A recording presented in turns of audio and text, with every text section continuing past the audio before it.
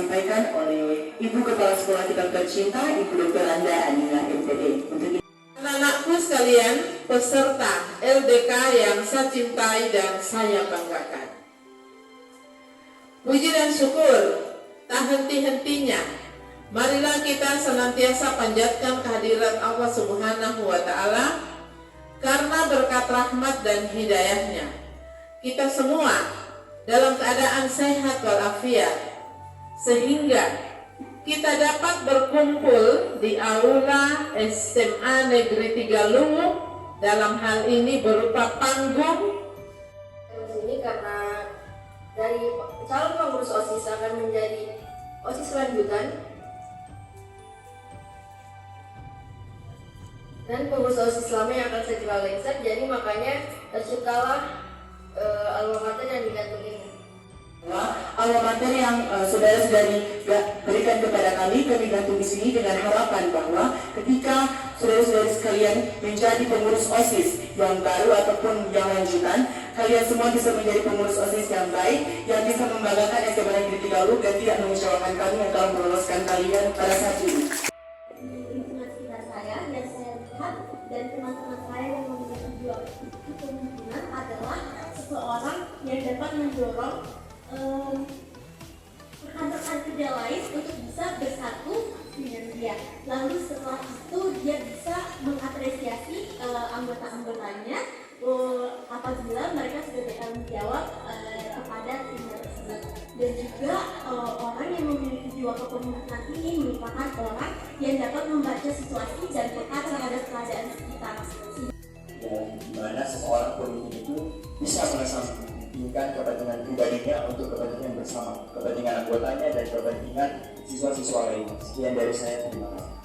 Nah, yaitu apa menurut saya kepemimpinan itu? Menurut saya pemimpin itu merupakan seseorang yang dapat memimpin dirinya sendiri dan dapat memimpin anggotanya. Karena pemimpin tersebut, bagaimana dia dapat memimpin anggotanya kalau dia tidak bisa memimpin dirinya sendiri? Apresiasi. Ciri-ciri atau tanda-tanda yang memiliki jiwa pemimpin yang Ibu siapkan ini, rupanya kalian punya jawaban itu jauh lebih baik daripada apa yang Ibu siapkan. Berada dalam hal yang positif, karena sesungguhnya dalam sebuah organisasi tentu saja ingin mencapai sebuah tujuan, dan sebuah tujuan harus dilaksanakan dan harus dikerjakan dengan sebuah kondisi atau sebuah harus memiliki mindset dan perspektif yang sangat luas, dan sehingga dapat terciptanya sebuah inovasi-inovasi terbaru dan dapat merangkul semua anggotanya dengan pola pikir dia, dengan mindset dan perspektif dia yang berbeda. Juga walaupun dampaknya itu lumayan buruk atau baik, dia tetap berani mengambil resiko. Sekian dari saya, terima kasih. Kontribusi untuk memberikan jawaban. Saya perkenalkan, nama saya Dewi Cihabuku dari kelas 10 MIPA 3. Menurut saya, pemimpin itu adalah seseorang yang bisa memberikan dampak baik bagi anggota-anggotanya, dan ciri-cirinya yaitu kita tidak boleh takut akan sesuatu hal yang kita ambil. MIPA 3. Baik, pemimpin itu harus memiliki sikap tanggung jawab, karena kalau tidak ada tanggung jawab berarti organisasi itu tidak akan jalan, dan harus mencoba hal-hal yang baru. Sudah mengambil kesimpulan dari jawaban teman-teman saya tadi bahwa menjadi seorang pemimpin itu bukanlah menjadi suatu hal yang mudah.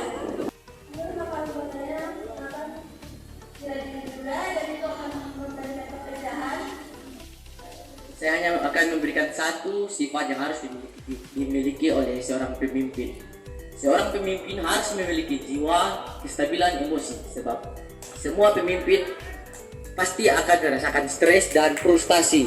Jika semua kerjaan dikerjakan dengan emosi, maka kerjaan itu akan berantakan. Cukup sekian dari saya. Sekian, wassalamualaikum warahmatullahi wabarakatuh. Yang kedua, pemimpin harus mempunyai jiwa yang inovatif. Mengapa demikian? Karena pemimpin yang inovatif sejatinya bisa membawa kelompok ke... Dia juga tahu kapan harus berkata tidak. Terima kasih. Dan juga mau keluar dari zona nyamannya dan berani mengambil resiko. Terus mampu membuat teman-temannya merasa aman ketika berada di dekatnya. Lain adalah percaya tentang keberadaan Tuhan. Negeri Tigalu dan teman-teman peserta latihan dasar.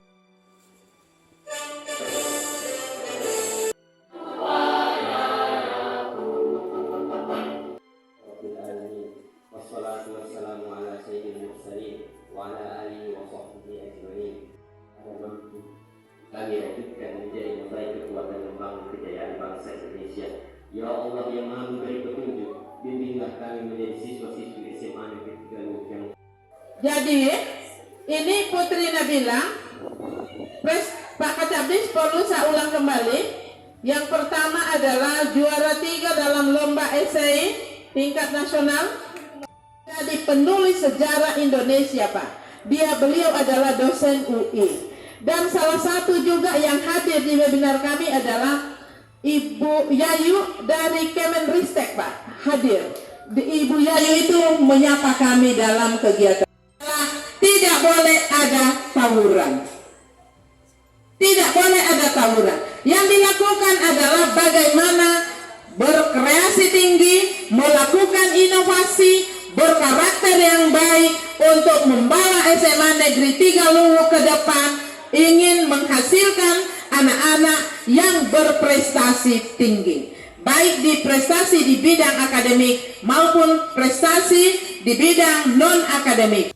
Saya sampaikan Pak Kacabis, mudah-mudahan sekali lagi kami mohon doa kita semua, mudah-mudahan kegiatan ini berlangsung sukses sesuai rencana. Terima kasih. Billahi taufiq wal hidayah. Wassalamualaikum warahmatullahi wabarakatuh. Para tenaga pendidik, tenaga pendidikan yang juga sempat hadir, yang saya cintai dan saya banggakan dan saya sangat harapkan anak-anak sekalian, siswa dan siswi kelas 10 dan 11, ya. Tidak hanya pada satuan pendidikan menengah atas, bahkan juga SD, SMP. Nah, yang saya ingin sampaikan kepada kalian, apa makna yang sebenarnya pada OSIS itu? Waktu yang tersedia yakni 30 menit. Maka waktu yang tersedia untuk Bapak Kepala Cabang Dinas Pendidikan Menengah Wilayah 5 dalam memaparkan materi yakni kurang lebih 20 menit dan sisanya 10 menit sebagai sesi tanya jawab. Jadi saya ingin sampaikan kepada kalian, itulah kelebihan moderator, ya. Nah, ini Rehan tadi bayangkan tadi, saya cuma simak juga tadi ketika dia membacakan pimpin doa. Sebagai laut dan sebagai kepala, yang kita tahu nggak kabupaten ini sangat-sangat besar dan sangat sulit untuk dijangkau. Bahkan nggak kabupaten ini lebih luas dibandingkan dengan negara Singapura. Dan pertanyaan saya itu bagaimana cara Bapak memposisikan diri, membagi waktu agar bisa dinilai adil dan tidak berat sebelah sebagai seorang pimpinan. Karena seperti yang kita ketahui bersama bahwa hal itu tentu saja sangat penting dalam rangka mempersiapkan diri kita untuk menyambut bonus demografi Indonesia tahun 2045, di mana kondisi pemuda atau usia produktif itu lebih banyak daripada usia yang tidak produktif. Sekian dari. Nah, seperti yang kita ketahui, para pemimpin bangsa ini sebagai remaja sekarang ini harus mempunyai seperti kecerdasan emosional di mana Pengurus OSIS nanti, jangan ketua OSIS yang kerja sendiri. Dikasih wakil ketua, dikasih sekretaris sesuai dengan tugasnya. Dikasih ke mana mereka. Sekretaris, sekdit untuk bidangnya dibahagi itu.